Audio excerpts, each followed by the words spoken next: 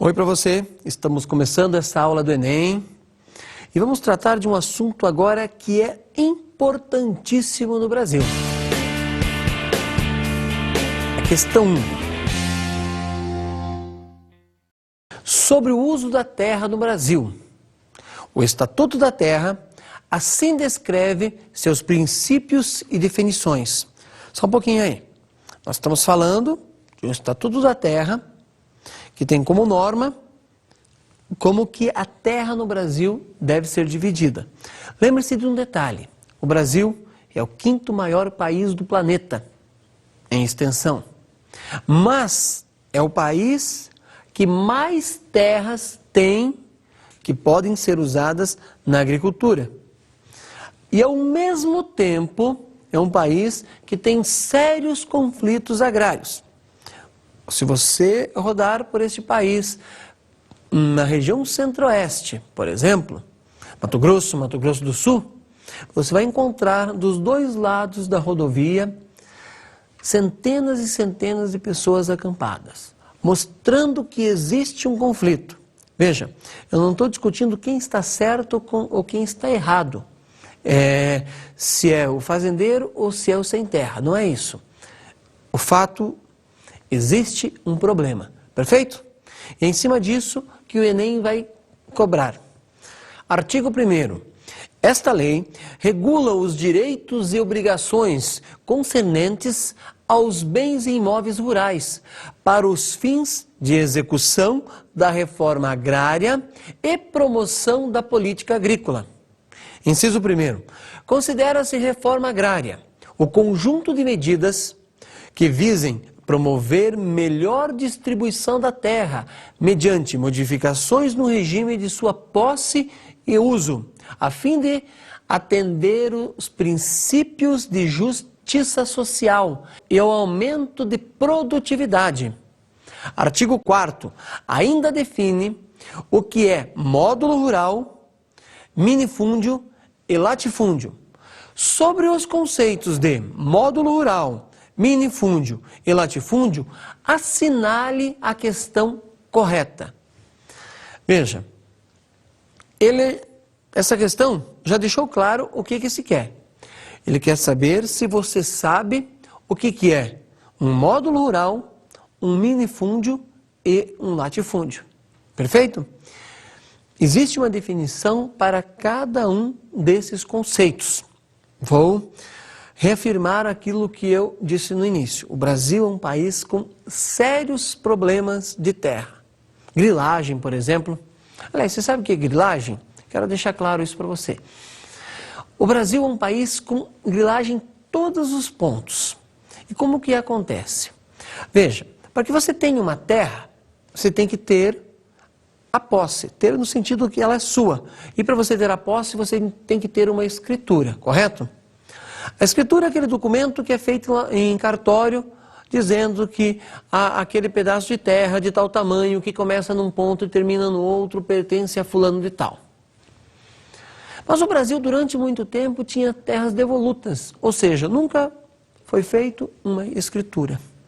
Algumas pessoas sabiam que essa terra estava lá sem uma escritura. O que elas faziam? Montava um documento, pense, estou em 2009, ela pegava e montava um documento de 1950, dizendo que aquela terra já pertencia ao seu pai, ou seja, um documento com data retroativa. Aí você vai argumentar, mas pera lá, dá para eu ver no papel que esse documento é falso. Aí vem o nome grilagem ou grileiro. Esse mesmo papel, que era novo, bonitinho, que ele montou, pegou uma máquina antiga, não escreveu no computador. O que aconteceu? Jogava-se numa gaveta com uma quantidade enorme de traças, ou mesmo barata, grilo, ou jogava dentro de um garrafão de vinho, sabe aquele garrafão grande? Ou qualquer outro recipiente que você pudesse deixar esse papel com esses insetos. No caso, o grilo também. Esses insetos começavam a corroer este papel, começavam a danificar, dando a ele uma aparência de velho. Aí o que acontecia? Essa pessoa chegava no cartório e dizia: Está aqui o documento que essa terra sempre foi minha e registrava a terra em seu nome. Está aí o apelido de grileiro e uma das causas que geram conflitos em nosso país. Correto? Vamos analisar então as questões depois dessa introdução. Veja lá. Alternativa A. Módulo rural tem a mesma definição que minifúndio. Sua nomenclatura apenas muda de uma região para outra no país. Será que eles iam inventar duas palavras diferentes com a mesma definição, só dependendo do lugar do país? Já que é uma lei? Então, vamos para B. Veja bem, módulo rural é uma área fixada em 10 mil metros quadrados, em qualquer parte do Brasil. Vamos pensar no seguinte.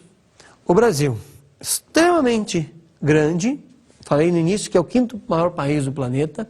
Nós temos regiões próximas ao oceano, regiões distantes do oceano, regiões com estradas boas, regiões com estradas ruins. E daí, o que isso tem a ver com o módulo rural? Pensa uma coisa comigo. A agricultura, no Brasil principalmente, tem um objetivo: exportar. Se eu estiver longe do porto, qual é o problema? Essa mercadoria tem que transitar por uma distância muito longa até chegar no porto. Isto altera o preço. Só para te dar uma dica sobre a questão do módulo rural. Alternativa C. O termo minifúndio tem a mesma definição de propriedade familiar. O que é propriedade familiar?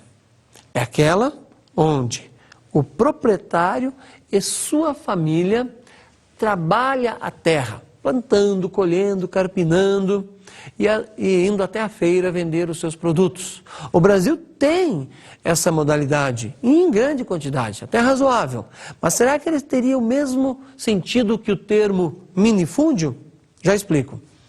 Vamos para D. O termo minifúndio é aquela propriedade com área que não produz o suficiente para uma família ter o seu sustento. Notou que essa questão se contrapõe à anterior? Qual será que está correta? Vamos para E então. Analise. Todo o latifúndio deve ser usado para a reforma agrária. O que é latifúndio? Para eu ser redundante aqui, uma grande propriedade. Perfeito? Mas será que todo ele tem que ser usado para a reforma agrária? A lei no Brasil não diz isso. Existem várias regras para que um latifúndio seja usado para a reforma agrária. Mas não é todo latifúndio que pode ser usado para a reforma agrária. Neste caso, o INCRA vai agir. O INCRA é o órgão do governo responsável para fazer a análise. Perfeito? Seguinte, a resposta correta é a letra D. O termo minifúndio é aquela propriedade com área que não produz o suficiente para que uma família tire o seu sustento. A família aí é em torno de 5 pessoas, a média, ok? Agora, qual é o tamanho do minifúndio? Já dei a resposta certa. Tem um tamanho específico? Não. Ele tem uma variação muito grande. No Mato Grosso do Sul, Tocantins, ou mesmo no estado do Amazonas, que são grandes áreas, o que é lá considerado minifúndio, ou seja, uma propriedade muito pequena, onde uma pessoa não conseguiria tirar o seu sustento, na região sul, Rio Grande, Santa Catarina, Paraná e até mesmo São Paulo, que está no sudeste, seria uma área gigante. Perfeito? Por quê? Vai depender de vários aspectos. A fertilidade do solo, perfeito? A declividade. Lugares que têm terrenos muito acidentados, um sobe e desce, muito morro, fica difícil para você utilizar como para agricultura. Regiões planas, você coloca máquina mais fácil para colher, para plantar. Então o minifúndio depende de cada região, não tem um tamanho fixo. Mesmo dentro de um estado, pode ter vários tamanhos para que seja declarado minifúndio. E isso também vale para as outras definições, perfeito? Questão 2. Acompanhe. A agropecuária está entre as atividades mais antigas da humanidade, tendo passado por uma série de transformações ao longo da história. Veja lá, com relação a este tema, assinale a alternativa correta. Você vai ter que analisar agora alguns itens. Primeiro, mesmo com a grande produção de grãos existente no planeta, uma parcela considerável da população mundial é atingida pela fome. Isso acontece? O mundo produz mais comida do que a população pode consumir? Segundo o texto, é essa a interpretação que você pode fazer. 2. Os fatores de produção agrícola são terra, capital e trabalho. Dependendo do maior ou menor emprego desses fatores, a atividade agrícola é classificada como extensiva ou intensiva. Perfeito? 2 conceitos importantes aí: agropecuária extensiva e agropecuária intensiva. Vamos para o 3. Acompanhe. A agricultura intensiva é aquela em que o aumento da produtividade é alcançado com a incorporação de insumos e tecnologia adequada. Será que é isso mesmo? Vamos para o 4. A distribuição da população economicamente ativa por setores produtivos nos países centrais revela que o setor primário, em que se encontra a atividade agropecuária, aquele que absorve menos mão de obra. 5.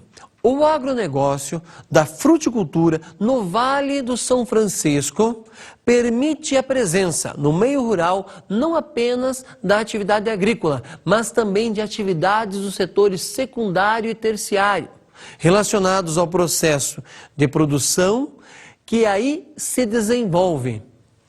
Perfeito, São Francisco tem até produção de vinho, a chamada agroindústria. Está correta a alternativa? Vamos analisar. A. Apenas a afirmação 1 está correta. Será? B. As afirmações 2, 3 e 4 são corretas. C. 1, 3 e 5 são as únicas afirmações corretas. D. Todas as afirmações estão corretas. E 1 e 2 são as únicas alternativas corretas. Veja, a correta é a letra D. Todas as afirmações anteriores são verdadeiras. Perfeito? Dê uma analisada e isso demonstra um pouco da grande complexidade que é o nosso país a respeito da questão agrária e do uso do solo. Questão 3.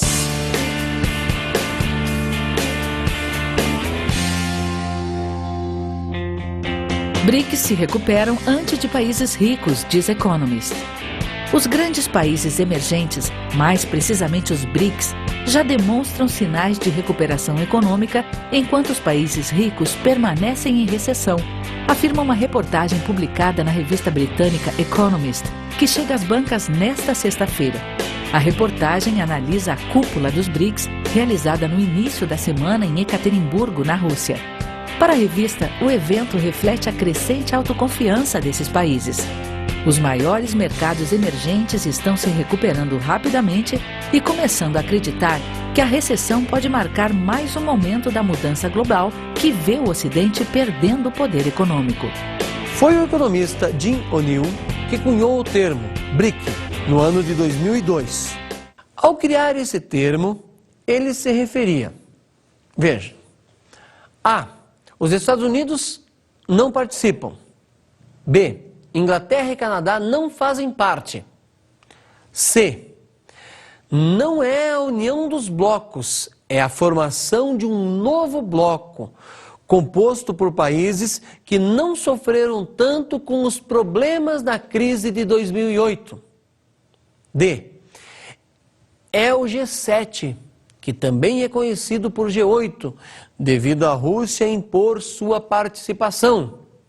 Alternativa E. Brasil, Rússia, Índia e China. Agora ficou fácil, né? A própria sigla já indica que é a letra E. Brasil, Rússia, Índia e China formam os chamados BRICS. Perfeito? Questão 4.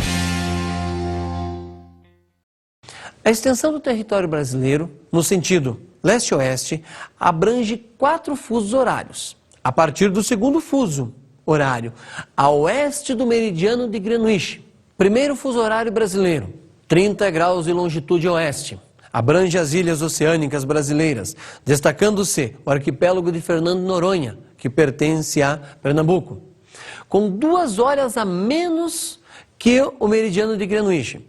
Segundo o fuso horário brasileiro, 45 graus de longitude oeste. Marque aí, nós saímos de 30, fomos para 45. Quantos graus deu de diferença? Faça essa conta, 15. Segura, guarda o 15 que você vai ver que eu vou usar isso depois. Nesse fuso se situam todos os estados litorâneos. O Distrito Federal, Goiás, Minas Gerais, Tocantins e Pará. Este é o fuso que corresponde à hora oficial do Brasil. Terceiro fuso, horário brasileiro, 60 graus de longitude oeste, atingindo os estados do Mato Grosso do Sul, do Mato Grosso, Rondônia, Roraima, Pará e o Amazonas. Quarto fuso horário brasileiro, 75 graus de longitude oeste, atingindo o estado do Acre e do Amazonas. Acompanhe. Sobre essa descrição é correto afirmar. Veja, fuso horário é importantíssimo para qualquer país. Desde você relacionar com a Bolsa de Valores, por exemplo, note, quando a Bolsa brasileira está abrindo, a japonesa e a chinesa estão fechando. E vice-versa. Isso interfere muito no mercado. É só você acompanhar o noticiário. Estou falando isso para mostrar para você como é importante ter uma noção da hora legal, da hora que é determinado em cada país. É claro que ela está relacionada com o fuso horário que vai sair de Greenwich, mas cada país pode adotar o seu, certo? Vamos lá. Alternativa A. A Lei 11.662 de 2008 fez modificações no horário brasileiro, ou no fuso brasileiro. A parte ocidental do estado do Pará e do Acre, menos 4 horas, passou para o fuso horário de Greenwich, menos 3 horas. Ou seja, foi incorporado na mesma hora do Mato Grosso do Sul, MS, do estado do Mato Grosso. Será que isso aconteceu? Vamos para B. A Lei 11.662 de 2008 eliminou todos os fusos horários do Brasil. Agora existe apenas a hora de Brasília. Será que nós só temos uma hora em nosso país? C. A adequação da Lei 11.662 de 2008 foi para que o Brasil tivesse o mesmo horário dos países do Mercosul. Você já leu alguma notícia sobre isso? Já ouviu falar sobre isso? D. Veja lá. A Lei 11.662 de 2008 foi publicada para legalizar o que já estava em prática desde o Decreto 2.784 de 1913, que tratava do mesmo tema. Veja como é antigo essa lei. E a última, que é a alternativa E, a Lei 11.662 de 2008, tinha o objetivo de unificar a hora no Brasil, pois com a globalização não faz mais sentido ter 4 fusos em um país. Veja, se fosse assim, teríamos uma hora inteira no mundo, correto? Resposta correta, letra A. Veja, a Lei 11.662 de 2008 fez modificações no fuso brasileiro. A parte ocidental do estado do Pará e do Acre, menos 4 horas, passou para o fuso horário de Greenwich, menos 3 horas. Por quê? Ele foi incorporado à mesma hora do estado do Mato Grosso. Lembra que lá no início eu falei para você prestar atenção na questão dos 15 graus? Vamos lá. Pegar aqui meu barbante, que sempre me ajuda, e eu vou marcar para vocês Greenwich, exatamente aqui, certo? Esta daqui é a linha 0, perfeito? Cada vez que eu pulo 15 graus, eu tenho 1 hora de diferença. Mais 1 hora, mais 1 hora. E assim por diante. Só lembre de um detalhe. Aqui em Greenwich, certo? 0 hora. Para leste, vai ser 1 hora. E para oeste, vai ser 11 horas. Porque para oeste é 1 hora a menos. Para leste é 1 hora a mais. Por isso que o texto falava que nós estamos atrasados em relação a Greenwich. E cada 15 graus vai dar 1 hora de atraso. É só você olhar ali. Saí do 0, pulei 15 graus, 1 hora a menos. Foi para 30 graus, 2 horas a menos. Daí já cheguei nas ilhas oceânicas. E assim por diante. O que aconteceu neste momento? Veja, o estado do Acre e uma parte do Pará, percebeu-se que não tinha sentido eles estarem com 2 horas de diferença em relação à hora de Brasília, que é a hora oficial do Brasil. Isso causa uma série de problemas. Quais problemas? Desde de televisão, horário de TV, transmissão de jogos, até a assinatura de um contrato. Isso pode interferir. Achou-se por bem, então, em vez de ter 2 horas, passa para o horário do Mato Grosso, do Sul, e dá uma melhorada neste conflito que é a questão do fuso horário. Perfeito? Questão 5.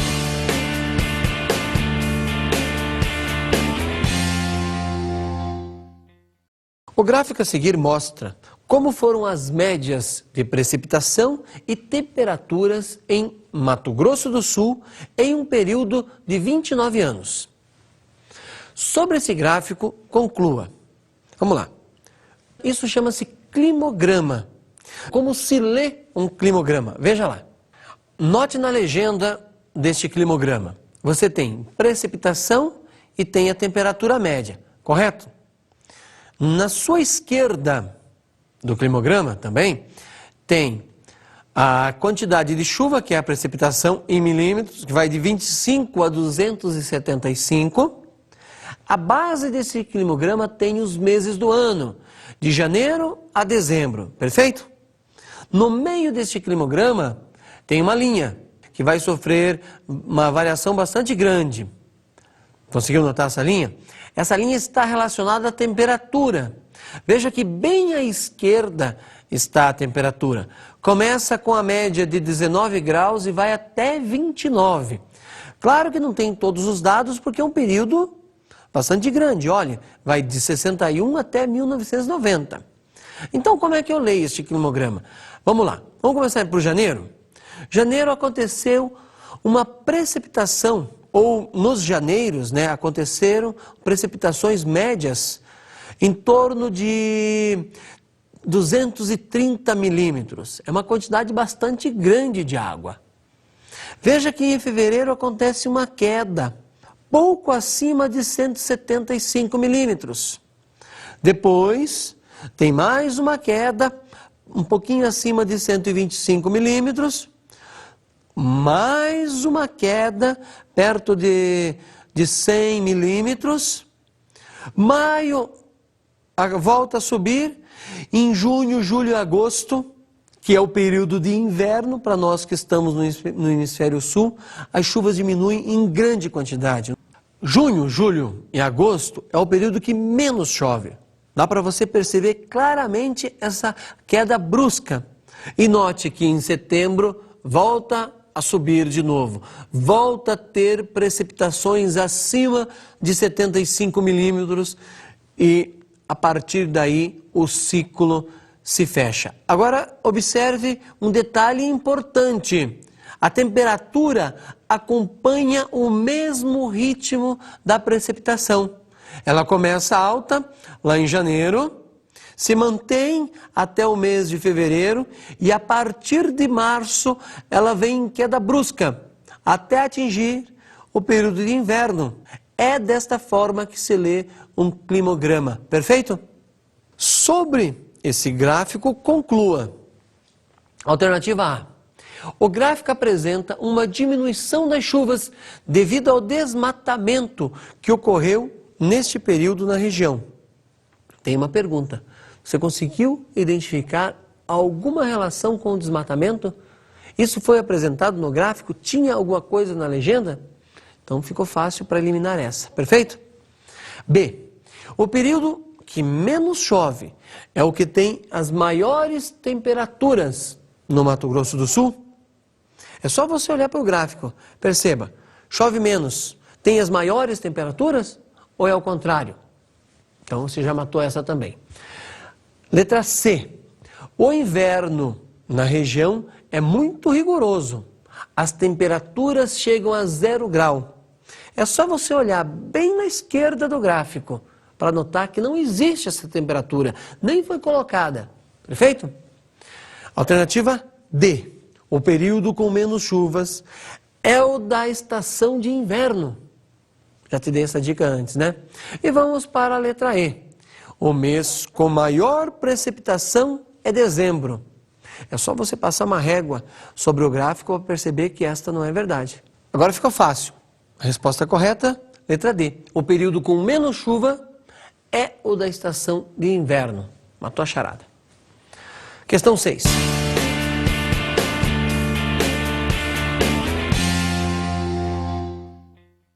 Vamos lá. Sobre este mapa do Brasil, podemos afirmar que... Alternativa A. Suas maiores altitudes estão na região sul do país. Alternativa B. O Brasil tem sua grande maioria relevo de planície, o que possibilita a navegação por rios. Alternativa C. A porção sul e sudeste é formada predominantemente por planícies. Alternativa D. O relevo brasileiro e seus rios possibilitam ao país ter como principal fonte de energia a hidrelétrica. Alternativa E. Por ter altitudes próximas a 3.000 metros, o Brasil é considerado um país com relevo montanhoso? Veja, para isso é importante que você tenha um bom conhecimento sobre o relevo do Brasil. Vamos lá. Olha, as terras de 0 a 200 metros. Aqui na planície amazônica tem uma grande quantidade delas e em todo o nosso litoral. Tudo bem? Então, você já anotou onde que está de 0 a 200 metros. Tem daí de 200 a 500 metros. Perfeito? Deu para mensurar mais ou menos a quantidade? Agora veja as terras que vão de 500 a 1.000 metros. Tudo bem? Notou? E agora aquelas que estão acima de 1.000 metros. Perceba que é uma quantidade muito pequena acima de 1.000 metros. E temos ainda as áreas que estão acima de 2, acima de 1.500 metros e acima de 3.000 metros. Elas estão nessa região do país. É uma quantidade muito pequena de terras acima de 1.500 metros. Então, a alternativa correta é a letra D. O relevo brasileiro e seus rios possibilitam ao país ter como principal fonte de energia as hidroelétricas. Essas usinas hidrelétricas são resultados dos rios que descem dos planaltos. Essa água ganha velocidade e assim gera turbinas, girando turbinas vai provocar o quê? A geração de energia elétrica. Correto? Terminamos assim então essa aula. Desejo a você bons estudos.